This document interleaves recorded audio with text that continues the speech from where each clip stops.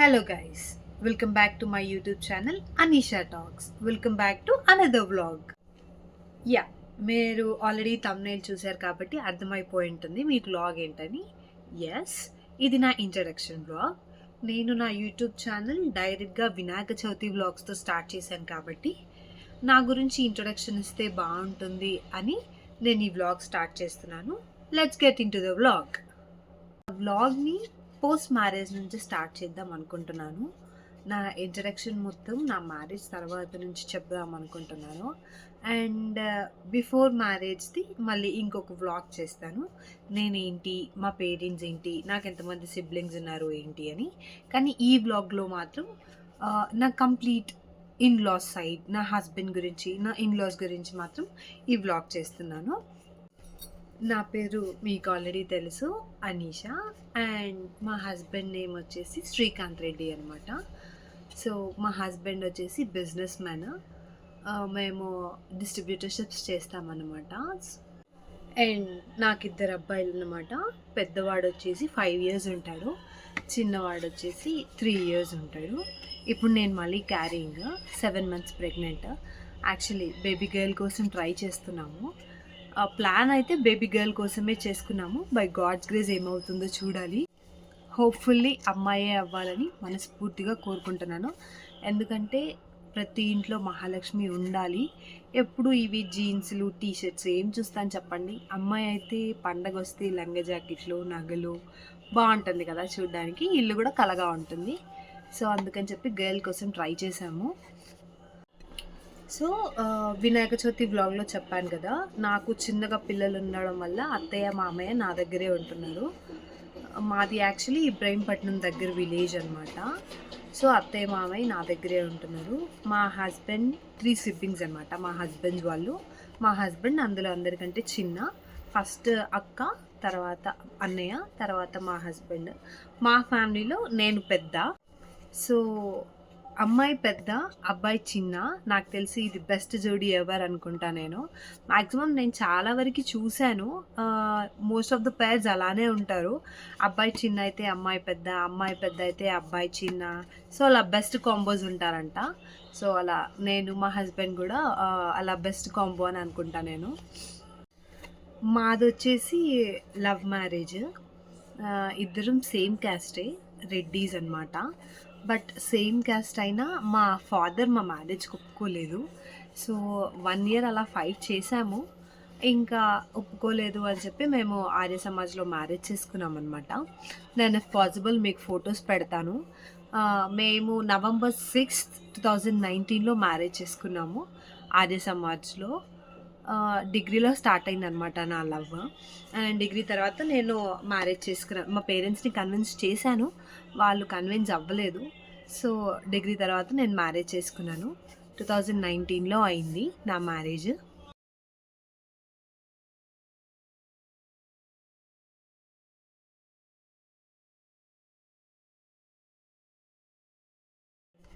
మా హస్బెండ్ వాళ్ళ parents accept చేశారు నన్ను. అత్తయ్య మామయ్య కూడా మ్యారేజ్కి వచ్చారు. బట్ శ్రీకాంత్ సిబ్లింగ్స్ రాలేదు. అత్తయ్య మామయ్య ఇద్దరే వచ్చారు. అండ్ నా సైడ్ ఎవరు రాలేదు, యాక్చువల్లీ పేరెంట్స్ ఒప్పుకోలేదు కాబట్టి. సో అలా ఆర్య సమాజ్లో మ్యారేజ్ చేసుకున్నాం అనమాట మేము 2019లో. దాని తర్వాత ఒక 3 days బయట స్టే చేసాము. అండ్ అక్కడి నుంచి విలేజ్కి వెళ్ళాము. ఇంకా అక్కడి నుంచి రొటీన్ అనమాట. నవంబర్లో మా మ్యారేజ్ అయింది. మార్చ్లో కోవిడ్ వచ్చింది. తెలుసు కదా కోవిడ్ సిచ్యువేషన్, ఫస్ట్ వేవ్ ఎలా ఉండింది. అందరూ చనిపోవడము, హెల్త్ బాగా వీక్ అయిపోవడము, ఎవరు ఉంటున్నారా ఎవరు ఉండట్లేదో కూడా తెలియట్లేదు. అంత క్రిటికల్ సిచ్యువేషన్లో ఉండింది కోవిడ్ ఫస్ట్ వేవ్. సో ఇంకా అప్పటికి ఆ మూమెంట్లోనే నేను కంటిన్యూస్గా కాల్స్ చేయడము, మెసేజ్ చేయడము, డాడీని మమ్మీని కన్విన్స్ చేయడము అలా చేస్తుండేదాన్ని అనమాట. ఇంకా కోవిడ్ సిచ్యువేషన్ని మైండ్లో పెట్టుకొని one fine day daddy call చేశాను నేను. జస్ట్ క్యాజువల్గా రిక్వెస్ట్ చేస్తున్నాను అనమాట. నాన్న యాక్సెప్ట్ చేయొచ్చు కదా, ఇంకా ఎన్ని డేస్ ఇలాగా అని చెప్పి. అదంటే సరే డాడీ ఉండి వచ్చేపెట్ట, ఓకే అయిపోయింది, అయిపోయింది అని చెప్పి నన్ను రమ్మన్నారు. ఫస్ట్ నేను ఒక్కదాన్నే వెళ్ళాను. అండ్ తర్వాత అదే రోజు శ్రీకాంత్తో మాట్లాడారనమాట డాడీ. అయిపోయింది శ్రీకాంత్, ఇంకా ఇప్పటి నుంచి అందరూ మంచిగా ఉందాము, చేద్దాము అని. అండ్ అలా కలిసాము. నా మ్యారేజ్ నవంబర్‌లో అయింది. మేము ఏప్రిల్‌లో కలిసాము. జస్ట్ వితిన్ 6 మంత్స్ ఆఫ్ పీరియడ్‌లో డ్యాడీ మమ్మల్ని పిలిచారు, యాక్సెప్ట్ చేశారు. అండ్ లిటరల్లీ అక్టోబర్‌లో చాలా పెద్ద ఫంక్షన్ చేశారు. చాలా గ్రాండ్‌గా చేశారు ఫంక్షన్. మా దగ్గర 1 ఇయర్‌లో వడిబియ్యం పోస్తారనమాట.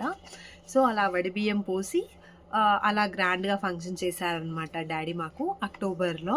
అక్టోబర్ 28 రోజు మాకు వడిబియ్యం పోశారు 2020లో. సో, మేము నవంబర్ 6థ్ మ్యారేజ్ చేసుకున్నామని చెప్పాను కదా! 2019లో. డ్యాడీ అక్టోబర్‌లో మాకు గ్రాండ్‌గా ఫంక్షన్ చేశాక, మేము నవంబర్ 6, 2020లో 1 ఇయర్ వెడ్డింగ్ యానివర్సరీ రిసెప్షన్‌లా సెలబ్రేట్ చేసుకున్నాము. దాని ఫోటోస్ కూడా మీకు ఇక్కడ సైడ్‌లో ఇస్తాను. నా హస్బెండ్ కూడా పాలిటిక్స్ అంటే చాలా ఇంట్రెస్ట్. నా మ్యారేజ్ ముందు వరకు చాలా ఇంట్రెస్ట్‌లో ఉండేవారనమాట పాలిటిక్స్‌లో. మా హస్బెండ్ వచ్చేసి మంచాల్ మండల్ యూత్ ప్రెసిడెంట్ అనమాట కాంగ్రెస్ పార్టీ నుంచి. సో, అండ్ నా మ్యారేజ్ తర్వాత ఉండింది. కాకపోతే కొంచెం గ్రాడ్యుయల్‌గా డిక్రీజ్ అవుతూ వచ్చిందనమాట పాలిటిక్స్ అంటే. బికాజ్ మ్యారేజ్ అయిపోయాక లైఫ్, ఫ్యామిలీ, కిడ్స్, రెస్పాన్సిబిలిటీస్ మీకు తెలుసు లైఫ్ ఎలా ఉంటుందో. So, he is completely a family man now. And మాకు బిజినెస్ చూసుకోవడానికే మాకు టైం సరిపోతుందనమాట. సో, బిజినెస్‌లో ఇప్పుడు చాలా ఇన్వాల్వ్ అయ్యాము. We has to grow up అనమాట. మా లైఫ్స్‌ని మేము ఇంకా గ్రో చేసుకోవాలి. మా కిడ్స్‌కి బెస్ట్ ఫ్యూచర్ ఇవ్వాలి అని చెప్పి we are working hard for our lives and for our kids అనమాట. సో, ఎక్కడున్నాం? యాహ్! రిసెప్షన్ చేసుకున్నామనమాట 2020 నవంబర్‌లో. అండ్ నాకు అదే 20 నవంబర్‌లో కన్ఫర్మ్ అయిందనమాట ఫస్ట్ ప్రెగ్నెన్సీ. మా పెద్దబ్బాయి దైవ నిక్షిత్ రెడ్డి. అలా లైఫ్ అంతా సాఫీగా సాగిపోతుందనమాట. సో, మా సైడ్ ఏంటి అంటే 6 మంత్స్ ఎండ్ అయ్యేలోపు శ్రీమంతం చేస్తారు. జనరల్‌గా అయితే 5 మంత్స్‌లో శ్రీమంతం చేస్తారు కదా!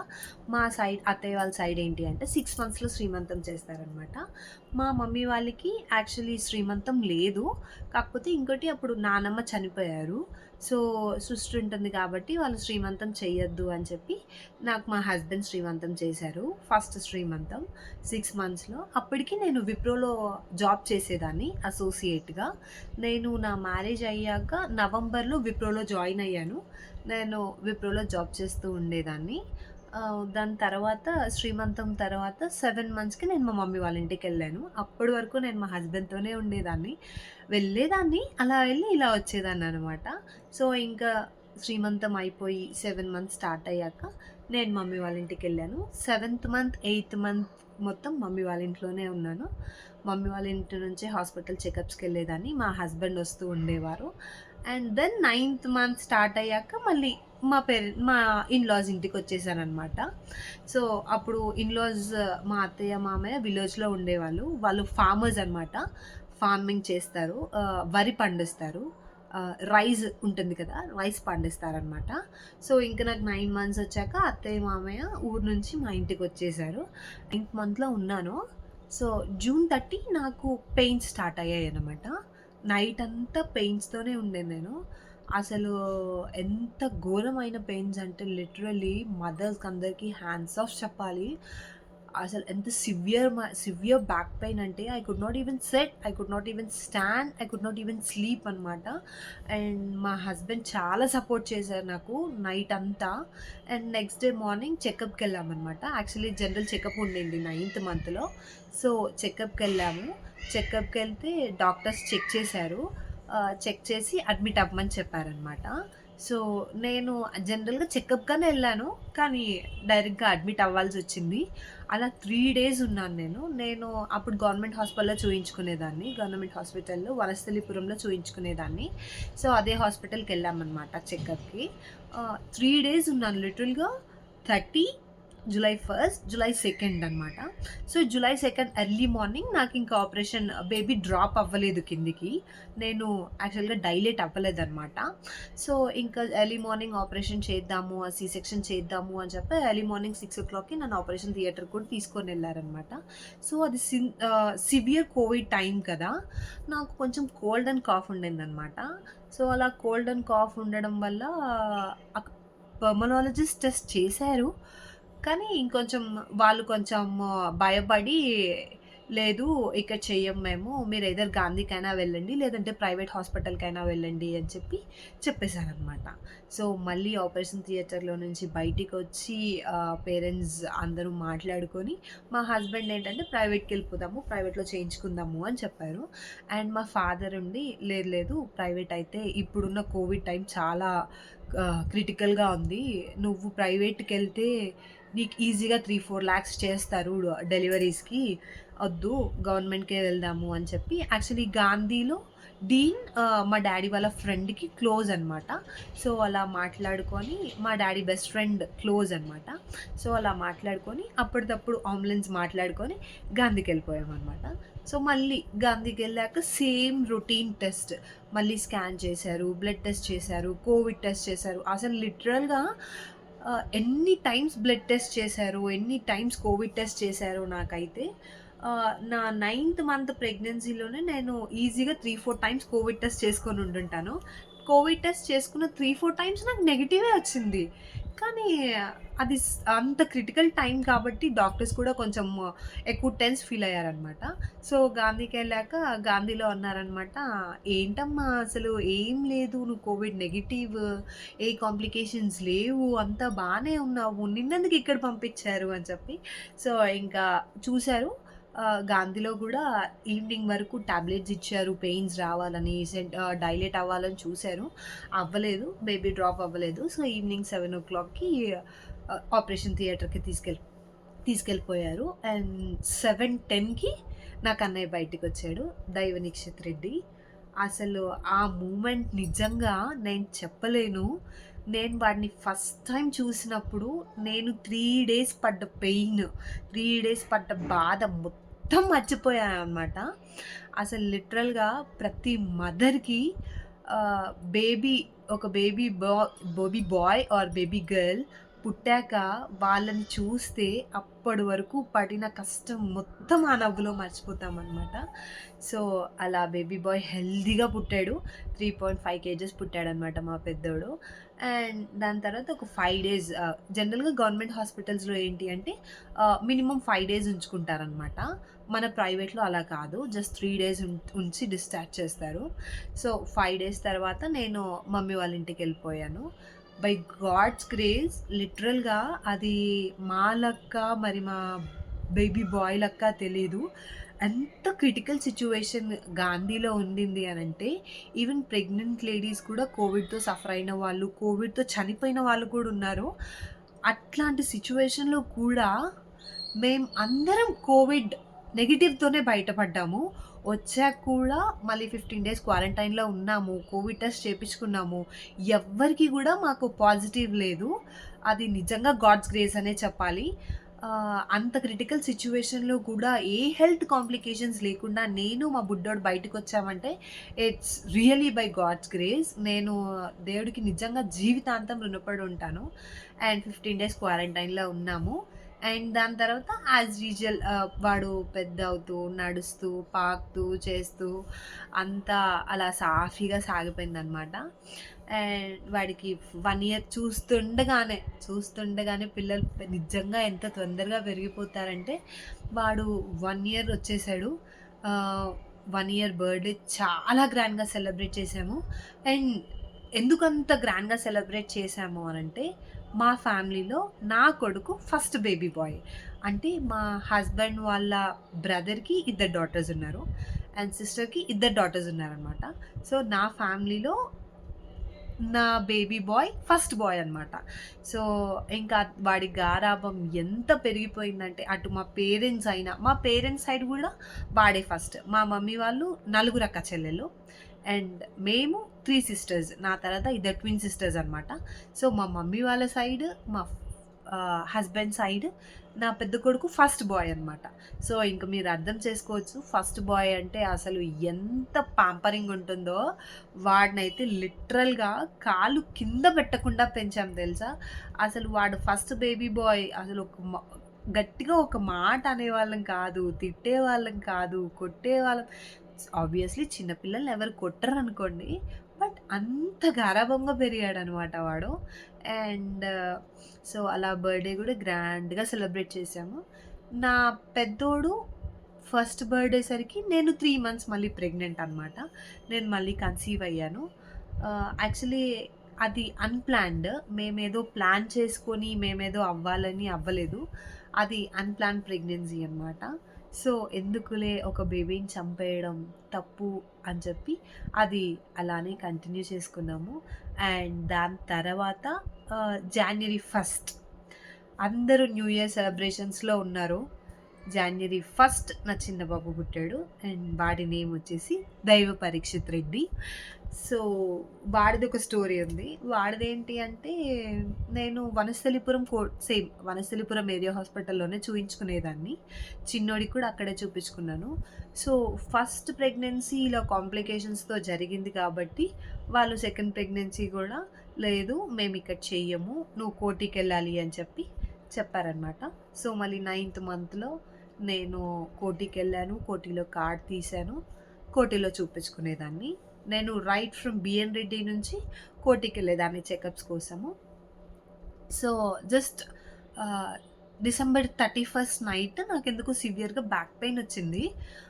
అసలు చాలా సివియర్‌గా బ్యాక్ పెయిన్ ఉండిందనమాట. సో, సరే ఒకసారి చెకప్ చేయించుకుందాము అని జాన్యురీ 1 రోజు నేను ఎళ్ళాననమాట కోటికి. అసలు నాకు నిజంగా పెద్దోడికి కూడా అలానే అయింది. బ్యాక్ పెయిన్ ఉండింది. జస్ట్ చెక్ చేయించుకుందాము అని చెప్తే అక్కడ అడ్మిట్ చేసుకున్నారు. అండ్ కోటిలో కూడా అంతే. జస్ట్ చెకప్‌కెళ్దాము, చూయించుకొనొద్దాము. ఇలా బ్యాక్ పెయిన్ వస్తుంది అని. అప్పుడు కూడా అలానే అడ్మిట్ చేసుకున్నారు. యాక్చువల్లీ డ్యూ డేట్స్ కూడా 15 డేస్ ఉండిందనమాట. పెద్దోడికైనా, చిన్నోడికైనా. కానీ 15 డేస్‌కి ముందే ఇద్దరు డెలివరీస్ అవ్వడము. ఇద్దరు అలా 15 డేస్‌కి ముందే బయటికొచ్చారనమాట. ఇంకోటేంటంటే సెకండ్ టైమ్ కూడా సి సెక్షనే నాకు. కోటిలో సి సెక్షన్ చేశారు. అక్కడ 5 డేస్ ఉన్నాము. దాని తర్వాత ఇంటికొచ్చాము. అండ్ సేమ్ చిన్నోడిది కూడా రెగ్యులర్‌గా అలా సాగిపోతూ ఉందనమాట. సో, చిన్నోడు కొంచెం పెద్దయ్యాడు. అప్పటికి అత్తయ్య, మామయ్య మా దగ్గరే ఉంటున్నారనమాట. సో, చిన్నోడు కొంచెం పెద్దగా అయ్యాడు. నేను కూడా ఇలా ఇంట్లో ఎన్ని డేస్ ఉండాలి అని చెప్పి నేను జాబ్ స్టార్ట్ చేశాను. నేనప్పుడు సికింద్రాబాద్‌లో జాబ్ చేసేదాన్ని. ఒక 6 మంత్స్ ఏదో జాబ్ చేశాను. అండ్ ఆ 6 మంత్స్ పీరియడ్స్‌లోనే మా చిన్నోడి ఫస్ట్ బర్త్‌డే ఉండిందనమాట. కానీ మేము వాడి ఫస్ట్ బర్త్‌డే సెలబ్రేట్ చేయలేకపోయాము. కొన్ని రీజన్స్ వల్ల వాడి ఫస్ట్ బర్త్‌డే సెలబ్రేట్ చేయలేకపోయామనమాట. దాని తర్వాత జాబ్ మానేశాను. సేమ్ ఇంట్లో ఒక ఫ్యామిలీ వుమన్ అయిపోయామన్నమాట. పిల్లల్ని కేర్ చేసుకోవడము, పిల్లలతో ఉండడము, పిల్లలతో ఆడుకోవడము, ఇంకా పిల్లలతోనే సరిపోయేది. అసలు నాకు జాబ్ చేసే టైం కూడా లేదు. నేను ఇంట్లో వాళ్ళతోనే ఎంగేజ్ అయిపోయేదాన్ని. వాళ్ళనే ఎంగేజ్ చేస్తూ ఉండేదాన్ని. వాళ్ళకి మార్నింగ్ నుంచి నైట్ వరకు మొత్తం బిజీ షెడ్యూల్స్ ఉండేవి పిల్లలతోనే. ఇంక మీకు తెలుసు కదా! ఇద్దరు చిన్న పిల్లలుంటే ఇల్లు ఎట్లా ఉంటుంది అని. సో, అలా గడిచిపోయిందనమాట. అండ్ మా పెద్దోడు మాకు చాలా లక్కీ. వాడు పుట్టాక బిజినెస్ స్టార్ట్ చేశాం మేము. డిస్ట్రిబ్యూటర్‌షిప్. సో, మా బిజినెస్ ఏంటి అనంటే kids wear. Complete night wear అనమాట. కిడ్స్‌లో కంప్లీట్ నైట్ వేర్ మేము డిస్ట్రిబ్యూట్ చేస్తుంటాము. ఇట్స్ లైక్ డీలర్‌షిప్ అనమాట. సో, మా పెద్దోడు పుట్టాక అలా బిజినెస్ స్టార్ట్ చేశాము. మా చిన్నోడు పుట్టిన 1 మంత్ లోపే మేము కార్ కొన్నాము. మాకు ఎంజీ హెక్టార్ కార్ ఉందనమాట. సో, అలా నాకు నా ఇద్దరు సన్స్ చాలా అంటే చాలా లక్కీ. నిజంగా మేము ఈరోజు ఇంత హ్యాపీగా ఉన్నామంటే మేము వాళ్ళిద్దరి వల్లే అని చెప్పాలి. అఫ్‌కోర్స్ మా హస్బెండ్ హార్డ్ వర్క్ కూడా ఉంటుంది. బట్ బేబీస్ లక్ ఉంటుంది కదా! సో, అది లక్ అనే అనుకుంటాం మేమైతే. మా పెద్దోడు మాకు చాలా లక్కీ. వాడు పుట్టిన 1 మంత్‌లోనే బిజినెస్ స్టార్ట్ చేసాం మేము. జులైలో వాడు పుట్టాడు. ఆగస్ట్‌లో బిజినెస్ స్టార్ట్ చేశాము. అండ్ జనవరిలో మా బుడ్డోడు పుట్టాడు. మేము ఫిబ్రవరిలో కార్ తీసుకున్నామనమాట. అలా సో, నేను నా సన్స్ ఇద్దరిని చాలా లక్కీగా ఫీల్ అవుతాననమాట. ఇంకా అలా లైఫ్ అలా గడిచిపోతూ ఉందనమాట. అప్స్ అండ్ డౌన్స్ ఉంటాయి. అఫ్‌కోర్స్ ఏ ఫ్యామిలీలో అయినా అప్స్ అండ్ డౌన్స్ ఉంటాయి. హస్బెండ్, వైఫ్ అన్నాక గొడవలొస్తాయి. అత్తయ్య, కోడలన్నాక గొడవలొస్తాయి. అన్నీ అలా కవర్ చేసుకుంటూ, అన్నీ అలా దాటేసుకుంటూ లైఫ్ ఇప్పటి వరకు ఇలా హ్యాపీగా ఉన్నాము. చాలా హ్యాపీగా లైఫ్ లీడ్ చేస్తున్నాము. అండ్ ఇప్పుడు నేను మళ్ళీ 7 మంత్స్ ప్రెగ్నెంట్ అనమాట. చెప్పాను కదా వీడియో స్టార్టింగ్‌లో. అమ్మాయి కోసం ట్రై చేస్తున్నాము. హోప్‌ఫుల్లీ అమ్మాయి అయితే చాలా బావుంటుంది అని చాలా చాలా చాలా ఆశగా ఉంది నాకు. చూడాలి ఏమవుతుందో. సో ఇది నా ఇంట్రడక్షన్, నా ఆఫ్టర్ మ్యారేజ్ లైఫ్ అనమాట. మళ్ళీ ఇంకొక వ్లాగ్తో మళ్ళీ కలుద్దాము. Until then tata, bye bye. Please like, share and subscribe to my channel.